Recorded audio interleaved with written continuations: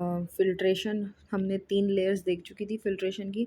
अब हम देख रहे हैं जस्टा ग्लोमेरुलर एपरेटस को। तो जो जस्टा ग्लोमेरुलर एपरेटस होता है, उसमें क्या होता है, एक कॉम्प्लेक्स स्पेशलाइज़्ड स्ट्रक्चर है जो कि कहाँ मिलता है, where the tubule lies in contact with own glomerulus. जो स्पेशलाइज़्ड सेल्स बनाता है वेरिंग फंक्शंस की। जो जेजीए है वो प्ले करता है important role in feedback mechanism called tubule glomerular feedback mechanism, इसे हम कहते हैं। एंड ये रेगुलेट करता है ग्लोमेरुलर फिल्ट्रेशन रेट को और ब्लड फ्लो को through glomerular capillaries. Specialise cells क्या है, मैक्यूला डेंसा है, लेसिस सेल्स है, या एक्स्ट्रा ग्लोमेरुलर मेसेंजियल सेल्स बोलते हैं, या जेजी सेल्स हम इसको बोलते हैं। अब मैक्यूला डेंसा जो है वो tightly packed specialised group of epithelial cells जो डिस्टल ट्यूब्यूल में होती है, और ये किसके कांटेक्ट में आती है, एफरेंट एंड इफरेंट आर्टेरियोल्स के खुद के ही ग्लोमेरुलस के।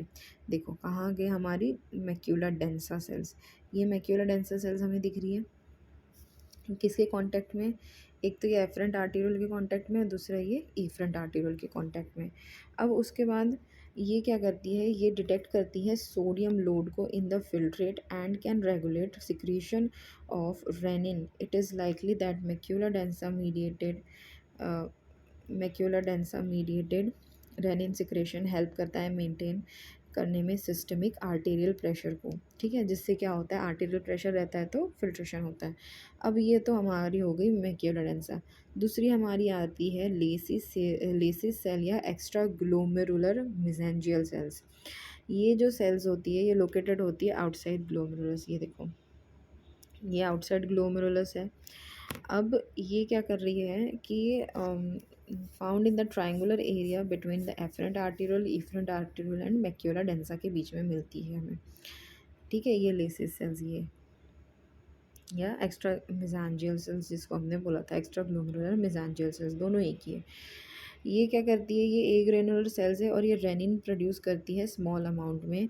ये सेल्स जो होती है कॉन्ट्रैक्टाइल होती है और रोल प्ले करती है in regulation of GFR by regulating blood flow through the glomerular capillaries by altering the capillary surface area. Capillary surface area को वो अल्टर करती रहती है, कभी बढ़ाएगी कभी घटाएगी।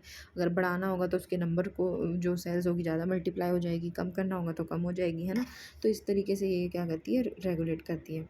अब आ जाओ हमारे जस्टा ग्लोमेरुलर सेल्स के ऊपर। तो जो जस्टा ग्लोमेरुलर सेल्स होती है या जेजी सेल्स होती है, मॉडिफाइड स्मूथ मसल्स होती है, मसल सेल्स होती है जो कि कहाँ लाइन कर रही है, एफरेंट आर्टेरियल को ग्लोमेरुलर के पास। ये देखो ये हमारी हो गई एफरेंट आर्टेरियल और यहाँ पे हमारी जेजी सेल्स है।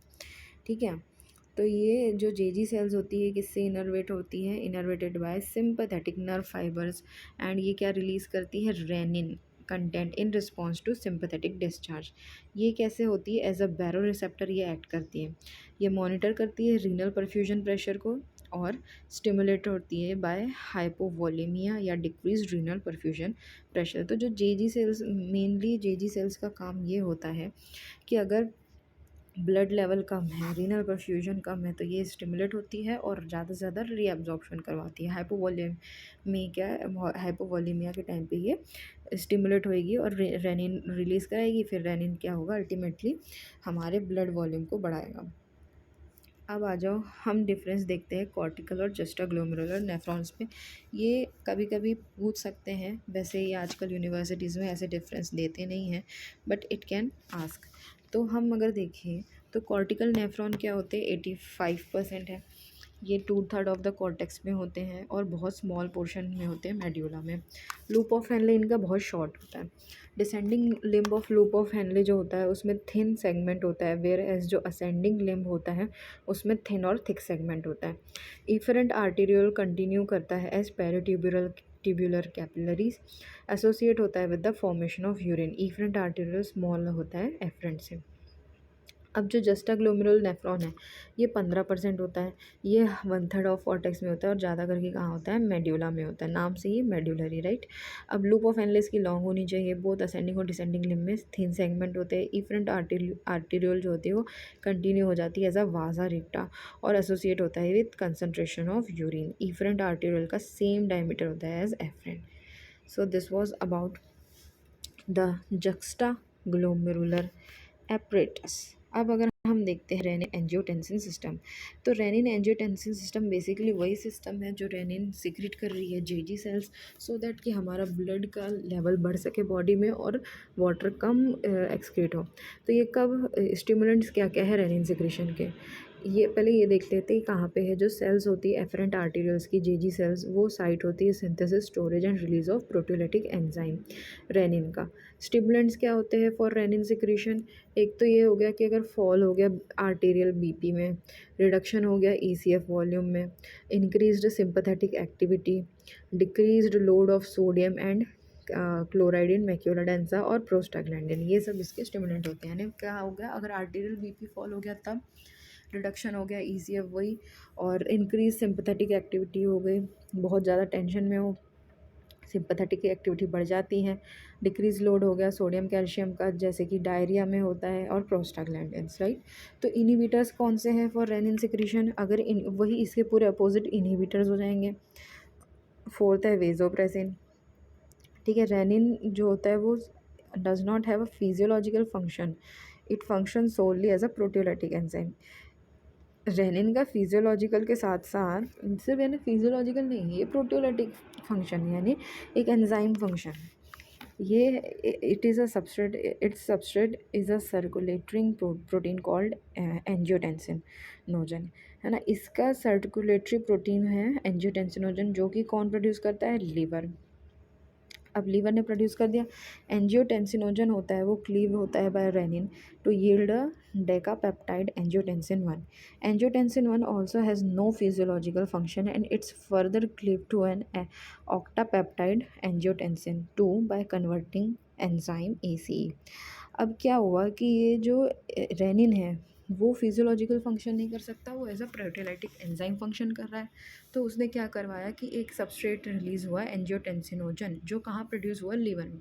एंजियोटेंसिनोजन जो होता है वो रेनिन से क्लीव होता है ना, टूटता है और उससे डेकापेप्टाइड बनता है एंजियोटेंसिन 1।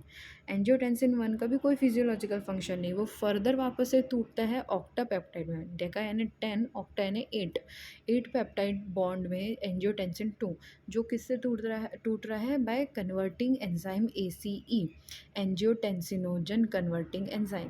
ये क्या कर, ये कहाँ से सिक्रेट हो रहा है, लंग्स से। इसलिए कभी क्वेश्चन पूछते हैं कि लंग्स का क्या रोल है, तो ये रोल है कि ACE कहाँ से सिक्रेट होता है, लंग्स से। जो बहुत सारे पेप्टिडेजेस होते हैं वो कन्वर्ट करते हैं एंजियोटेंसिन 2 को 3 में, हेप्टापेप्टाइड में, एंजियोटेंसिन 4 हेक्सापेप्टाइड में। अब ये सब हमने जाना कि किस में क्या कन्वर्जन हो रहा है। अब देखो एक्शंस क्या है एंजियोटेंसिन 2 के, तो ये क्या करवाएगा, वेजो कंस्ट्रक्शन, जिससे क्या होगा, कंस्ट्रक्शन होगा तो कम लॉस होगा। इंक्रीज़ करेगा बीपी को बाय इनडायरेक्टली, हर चीज़ इनडायरेक्टली हो रही है, by increasing release of norepinephrine from postganglionic sympathetic fibres. Norepinephrine क्या है, एक वेजो कंस्ट्रक्टर है, एक्ट करेगा directly on adrenal cortex to increase the secretion. और डायरेक्टली एड्रिनल कॉर्टेक्स यानी कि किडनी के कॉर्टेक्स पे जो हमारे रीनल कॉर्टेक्स है उस पर ऐड करके सिक्रीशन करवाएगा एल्डोस्टेरॉन का, जिससे क्या होगा, इंक्रीज रिटेंशन होगा सोडियम का। सोडियम का इंक्रीज रिटेंशन होगा तो वाटर का अल्टीमेटली अपने आप से ही कम लॉस होगा। और ये किस में एक्ट करेगा, ब्रेन पे एक्ट करेगा, डिक्रीज़ करेगा response of baroreceptor reflex का। It increase water intake by stimulating thirst centre, it increase the secretion of ADH and ACTH। Angiotensin 3 has a pressor activity and aldosterone stimulating activity. तो angiotensin 3 का क्या activity है, pressure activity, press करता है, और aldosterone का stimulating activity है। अब अप्लाइड क्या है, एंजियोटेंसिन कन्वर्टिंग एंजाइम इनहिबिटर जो होते हैं वो ड्रग्स होते हैं, जैसे कि captopril. Angiotensin converting enzyme inhibitors जो होते हैं वो ड्रग्स होते हैं, और ये यूज़ होते हैं हाइपरटेंशन में, कंजेस्टिव हार्ट कार्डियक फेलियर में। ये इनहिबिट करते हैं फॉर्मेशन ऑफ एंजियोटेंसिन 2 को, एंड दस ये डिक्रीज़ करते हैं सोडियम एंड वाटर रिटेंशन को। अब ऑब्वियसली एंजियोटेंसिन 2 नहीं बनेगा तो सोडियम रिटेंशन नहीं होगा, उससे वाटर रिटेंशन भी नहीं होगा। So this was about rennin angiotensin system.